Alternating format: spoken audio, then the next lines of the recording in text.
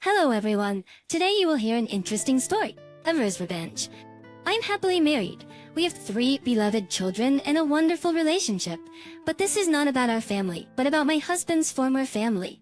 I met my husband by chance, and immediately all my acquaintances who knew him, we worked in the same company in different branches, began to say that I can't handle such a man.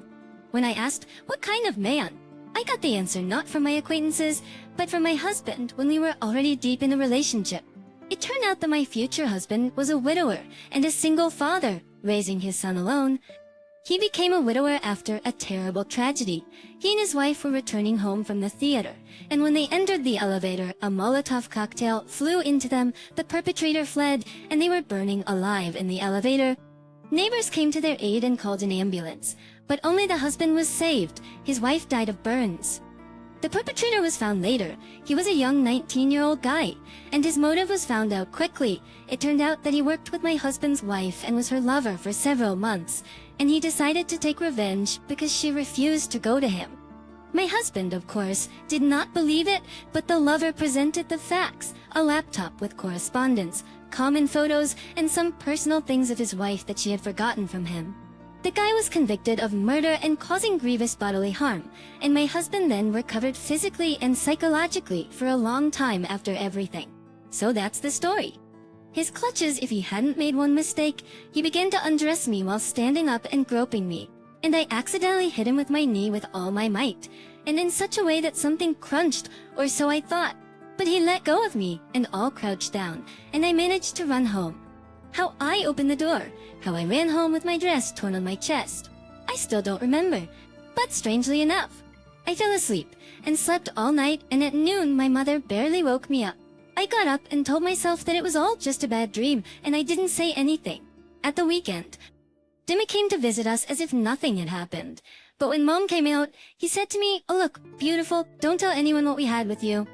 No one will believe you anyway, and it will be unpleasant for me." Just like that.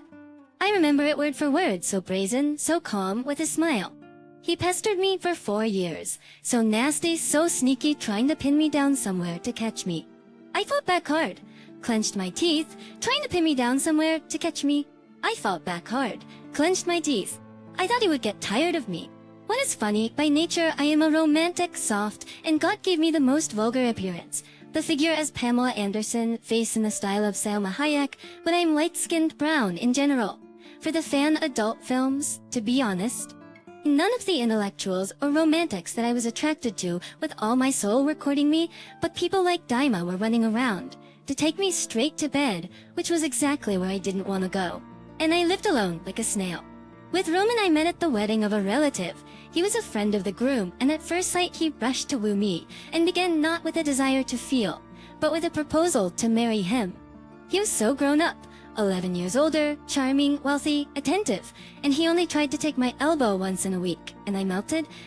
And then I came home early and heard Dima in the kitchen convincing my mother to turn Roman away, that he was a lector, that he was mentally ill, and so on. I was all shaken up. So I married Roma and went to heaven. He turned out to be a wonderful husband and treats me like a goddess.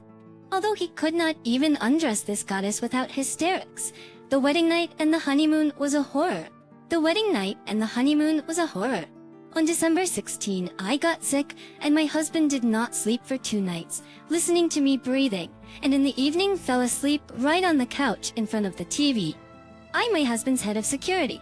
Misha were drinking tea by the fireplace. Misha is a tough guy, me and all the staff. We were afraid of him, to be honest. But then he somehow took pity on me, and between conversations he revealed his secret, how he was molested in his youth by his best friend's sister. Then he came to his senses and said, "Well, here. I gave you my terrible secret, now you owe me yours. Let's be honest." So I blurted out my story. He didn't say anything, didn't elaborate, just stared at his feet, then asked, "Would you want him to die?" I said no. I just wish he'd suffer like I did because of him. Misha left, and I forgot all about it. Before the new year, I called my mother to congratulate her, and she said that they were in trouble. Dima was attacked a week ago by some psycho. Broke his legs, right arm 3 ribs, nose knocked out all his genitals, and only 8 teeth left. He was in serious condition, and his body burned down. I rushed to Misha. "Let's torture him, it's you." "I know." I look, his knuckles are skinned. He says, "I hurt them at the gym. Leave me alone. Don't worry about it." And that was it. I could not calm down, and in March when Daima came out of the hospital and the plaster were taken off him, I went to see him in the parking lot, where he was hired as a keeper. I wanted to see him, and when I saw him, I didn't recognize him. He used to be tall and brash, and now he's kind of small, lame, lisping, pathetic, but not at all scary. I, what a bitch, congratulated him on his recovery. He, what a freak, congratulated me on my birthday and said that I had become more beautiful than spring itself. I pictured spring with bus number 5, laughed, said goodbye and left. I even patted him on the shoulder, just like that. You know, two feelings are fighting in me, the old hatred and a new pity for Daima. Gratitude for Misha and horror at such cruelty. I don't know why, but before the holidays I sent Daima a box of smoked meat, caviar, fruit, soft, and yogurt. Now I think maybe I should give him some money to put in his teeth, because he speaks with a lisp and it's hard to chew. But I thank God that Misha didn't come to me with his question right after Daima attacked me. Then I would have said, yes. Yes! Of course I want him dead. That's how I hated my cousin back then.